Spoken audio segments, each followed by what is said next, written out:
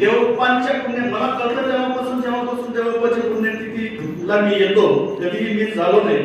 फक्त कोरोना काळामध्ये मिस झालो. पण इथं कीर्तनाला फक्त बापू गैरहजर म्हणून आलोय. बापू घरी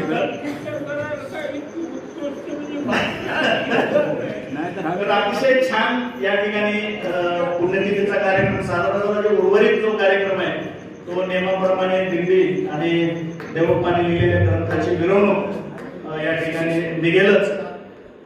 या देवोपांच्या पुण्यतिथीमध्ये मृदंगाचार्य, गायनाचार्य आणि सर्व भाविकांनी या ठिकाणी उपस्थित राहून त्याचा लाभ घेतला. आणि खरोखर देवोपांनी जे सांगितलंय ते जर आचरणात आणलं तर खऱ्या अर्थानं आपण देवोपाची पुण्यतिथी साजरी केली असं म्हणावं लागेल. आणि मला अपेक्षा आहे की जे काही आता मोरे घराण्यामध्ये जो उत्साह दिसतोय तो दिवसेंदिवस वाढत चाललाय. मी मोठा उत्साहही पाहिलाय, नंतर ते कमी कमी होत असतानाही पाहिलंय. आपल्याला टाळकरी सगळे मागून घ्यावं लागायचे, घरच्या लोकांना बळच बोलावं लागायचं. पण आज ते पोरं एवढे उत्साहानं करतायत.